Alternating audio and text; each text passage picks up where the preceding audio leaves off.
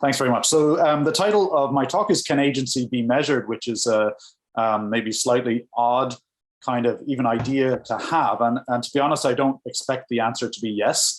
I'm interested in the biology of agency, and really the goal of asking this question is to try and sharpen our thinking about what agency is and what dimensions it may vary along, and what the biological mechanisms underpinning it might be.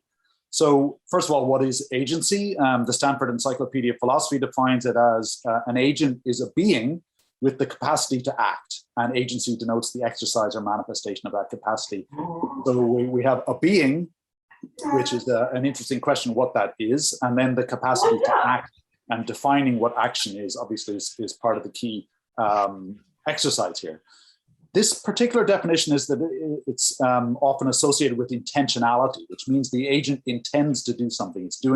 It's acting for reasons on the basis of mental states that represent desires and beliefs. This last bit is very much human-centric, and we might imagine that there are biological beings that do things for reasons that don't represent them internally necessarily. They just embody those reasons somehow. So there's another definition which is broader, where an agent is a unified entity that is distinguishable from its environment. So living things meet that criterion, that is doing something itself in accord with a certain goal. So it's something that has the causal power in itself to initiate an action. And you can ask what kinds of things in the universe have agency. So atoms don't, rocks don't, tornadoes kind of do, at least we sort of talk about them doing something, but they're not doing it for a reason. So probably they don't by those definitions. Whereas living things like amoebas or pigeons, I would say do, even though they may be simple forms of it. This rock doesn't have agency, but this one does. Trees, we could say, have agency in that they don't act out on the world very much, but they certainly do things to keep themselves sustained. And then you can think about things like ant colonies and even corporations, which may have agency at a higher level of organization. And in terms of measuring it, we can ask, are there degrees or kinds of agency? Do some things have more agency than another? So does a frog have more agency than a dragonfly? And along what dimensions would you even think of quantifying that? Do humans have more agency than chimps? Do babies have less agency than their parents? After all, I think we all know who's in charge in this picture here. The babies just exercise their agency in a different way. And then, of course, there's lots of situational social things. Do rich people have more agency than poor people in the sense of having more options and so on? So what are the dimensions that we're really talking about here? And there's lots of possible ones in terms of degrees of autonomy or individuality or separation from the environment. In terms of intentionality, you could ask, are some actions more intentional than others? Like a reflex is less reason-based than a planned action, and a short-term reason may be less intentional than a longer-term one.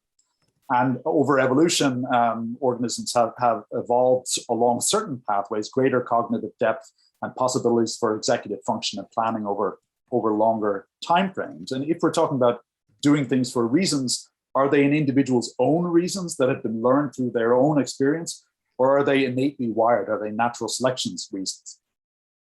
And these relate to kind of degrees of insulation from the immediacies of the environment. So you have some creatures are very reactive, whereas other creatures are more proactive and plan more. And ultimately, I think a really important question is that an aspect of agency should be, I think, holistic, where it should be that the agent is the cause. It's not just states or events within it. It's not just neural circuits or biochemistry that's causing the agent to do something. It's the agent as a whole that's causing an action.